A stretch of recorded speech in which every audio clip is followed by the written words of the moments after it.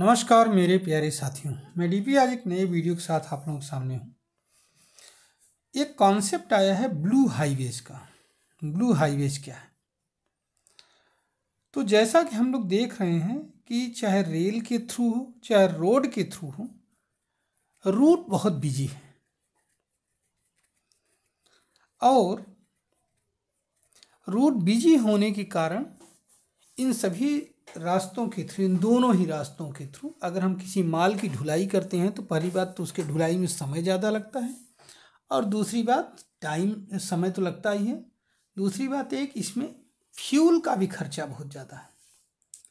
अच्छा, एक ज़माने में रिवर जो है वो बहुत फेमस हुआ करता था, सबसे चीप और बेस्ट सोर्स था ट्रांसपोर्टेशन का। लेकिन जब रेल रोड का डेवलपमेंट हुआ तो इसका महत्व ख़त्म हो गया और इस समय तो इंडिया जैसे कंट्री में 0.1% से भी कम ढुलाई हो रही है रिवर रूट से। लेकिन इन रेल रोड पर जब, जैसा कि मैंने पहले बताया कि जब भीड़ बढ़ी तो अब फिर गवर्नमेंट का ध्यान रिवर रूट पर गया है, इनलैंड वाटरवेज पर। नेशनल वाटरवेज एक वो बनाया गया है, मतलब कि भारतीय अंतर्देशीय जलमार्ग प्राधिकरण, ठीक है, IWAI, ठीक। तो ये जो है इसका काम ही है कि ये नेशनल वाटरवेज को डेवलप करेगा। जैसे नेशनल वाटरवे नंबर 1 ये प्रयागराज से हल्दिया तक बनाया गया है। सवाल ये पैदा होता है कि यूपी भी इस पर काफ़ी इंटरेस्टेड है। ऐसा माना जा रहा है कि यूपी में टोटल जो 12 रिवर हैं जो कि नेविगेबल है, जिनके थ्रू नेविगेशन हो सकता है, जिसमें जैसे नाम आता है आपका गंगा, यमुना, सरयू, चंबल, बेतवा, ये सब हैं। तो इस तरह से 11 ऐसी नदियां हैं, 11 ऐसी रिवर्स हैं जिनको नेविगेबल बनाया जा सकता है। लेकिन इसमें समस्या एक रिवर डेप्थ कम से कम माल ढुलाई के लिए 2 मीटर का चाहिए, वाटर का डेप्थ। लेकिन गर्मी के मौसम में ये पानी कम हो जाता है, इसको लगातार बनाए रखना है, समझ रहे हैं। दूसरी बात, सेफ्टी स्टैंडर्ड बहुत कम है, कोई प्रॉपर व्यवस्था है नहीं, जेट्टी वगैरह है नहीं कहीं भी। जगह जगह पर स्टेशन जैसे होते हैं वैसे जेट्टी बनाई जानी चाहिए, लेकिन वो नहीं है, तो इसकी वजह से भी समस्या है।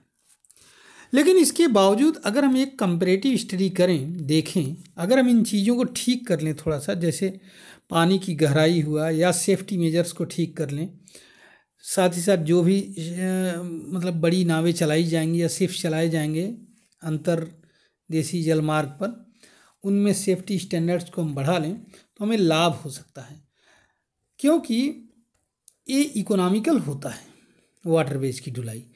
जैसे ये माना जाता है कि 1 लीटर फ्यूल में वाटरवेज के थ्रू अगर हम ढुलाई करें तो 1.5 टन पर किलोमीटर, 1.5 टन किलोमीटर ढुलाई हम कर सकते हैं। जबकि रेल में यह है 85 टन किलोमीटर और रोड में 24 टन किलोमीटर। 1 लीटर फ्यूल से हो रहा है, समझ रहे हैं।